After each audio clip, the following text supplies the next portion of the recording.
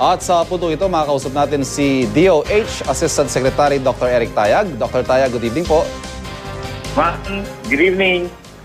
Doc, si Ivan po ito. Doc, umabot na ho sa nalampasan na natin yung figures last year, ano? Sa assessment po ninyo, Doc, saan nyo ina-attribute ito?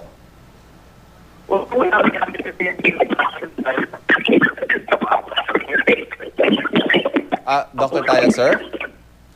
Dr. Tayag? Ang kabuang bilang, hello? Opo, go ahead, sir. Go ahead. Okay. Ang kabuang bilang kasi ng tinamaan ng Piccolo Ivan ay 359 o 38%. Kung hindi nagamit yung Piccolong yan, hindi ganun karami naputukan niya yung taon. Aha. So, next year, sir, ano ho yung balak nating gawin? Do we intend to do something drastic or something much different para ho, specifically itong Piccolo ho na ito?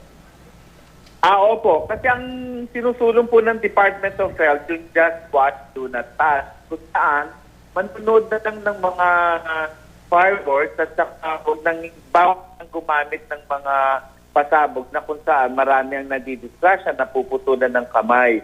Pero yan ay maaaring revisayin yung batas, pero hindi natin alam kung may mga ordinasang lalabas para ipagbawal na yan. Lalo na dito sa lahat ng lungsod sa Metro Manila. So definitely, sir, hindi lang DOH dapat ng kumilos dito, maging ang mga LGU.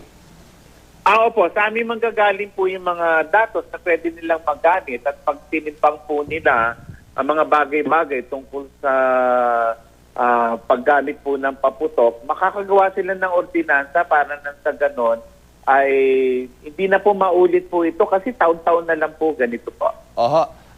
Asek, ang pagkakaalam ko po, ang bilang natin ay magtatapos hanggang bukas, January 5. Tama po ba? Do you think we will breach 1,000 victims this year, sir? Sana hindi naman, pero gaya ng sinabi namin bago magbagong taon na Ivan, kung matatandaan nyo, we're expecting 80 injuries per hour. So, hindi na naman umabot noon.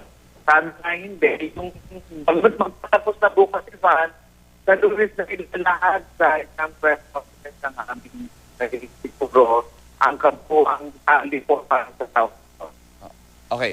Asek Tayag, ito naman maiba po ko sa usapin po ng tigdas. Ano ho ang current... Babalikan po natin ang linya ng ating komunikasyon kay Asek Tayag maya-maya lamang po.